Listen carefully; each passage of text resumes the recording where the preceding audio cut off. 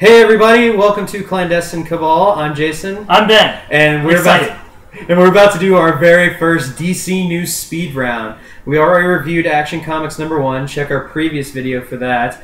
And we did a full review on that. Now we're going to try to cover all the new DC titles that came out this week. And we're going to do brief snippets on all of them. So let's kick it off. First we've got Detective Comics starring Batman, written by Tony Daniel.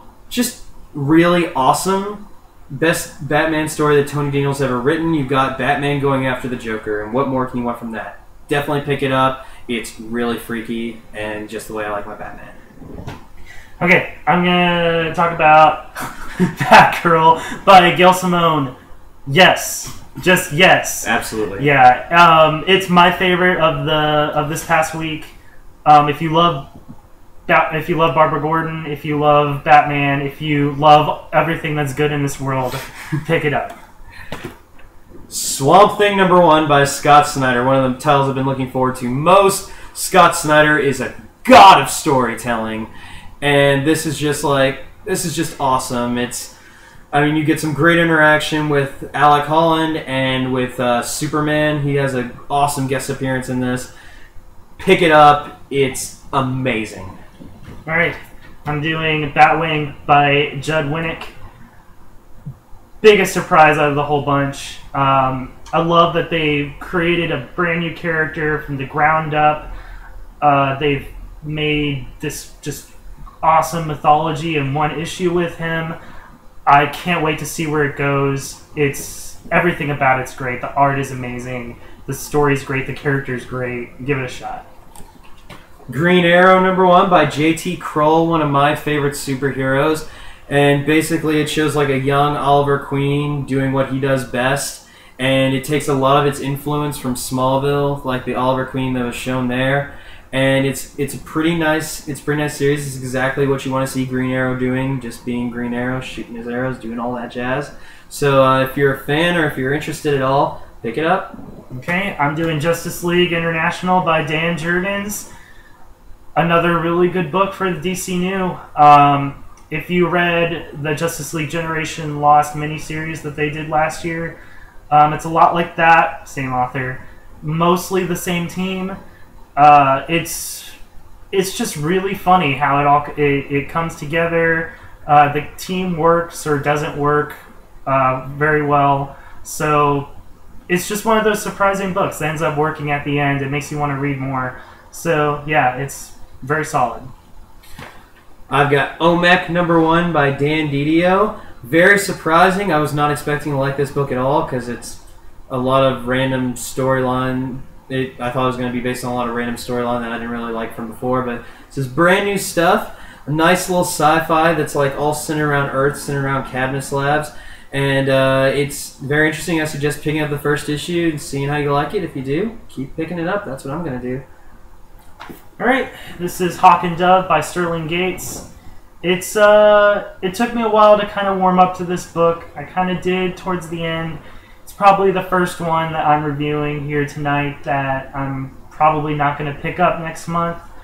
But it might be your cup of tea, so I'm not trying to discourage you from getting it.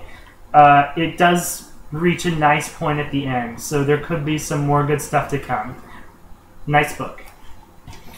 Got Men of War #1 by Ivan Brandon and Tom Derenick. Basically, it focuses on Sergeant Rock and the members of the Loser Company. And if you have no idea who they are, it's pretty much just a war book. War books aren't really my thing. If you're interested in a whole bunch of stuff I don't know, if you love playing Modern Warfare or Battlefield, you'll probably enjoy this book. It's a pretty good story. Nothing that I would be too interested in picking up, but if you're a fan or if you just happen to like it, pick it up. Definitely give it a try. Okay, this is Stormwatch by Paul Cornell. I was really looking forward to this book because Apollo and Midnighter are some of the biggest superhero characters in GLBTQ issues. So it's really nice to have a book in a mainstream comic company like DC about issues like that. Not that that really comes up in this issue as they've just met. But it's really nice to have these characters in the DC universe, and it's a very solid book. Very good, so give it a shot. Static Shock #1 by Scott McDaniel. This is not good. I'm sorry, but this is just dumb. The dialogue is dumb. Which I like the Static Shock animated series, which I'm assuming most people know him from. And this just like kind of doesn't do a lot of respect to the character. I mean, I don't expect it to get any better from like the way that it's been going, the way that it went on in this issue. Nothing really bad. If there's any titles to skip this week, this is the one to do it with. And we're gonna close our video with Animal Man by Jeff Lemire, which was, and I have to say, it did deserve this title, but was the crowd favorite. It's just such a good ride. It came really close to being my favorite. I don't know. There's something extra in Batgirl that I liked, but this is incredible. If you don't know anything about Animal Man, that's fine. It doesn't matter at all. That's the whole purpose of this relaunch anyway. So just do it. Do yourself a favor and get this. It's incredible. So we've got a lot of great titles coming out of the DCnU, and it looks like we've got a great direction coming for it.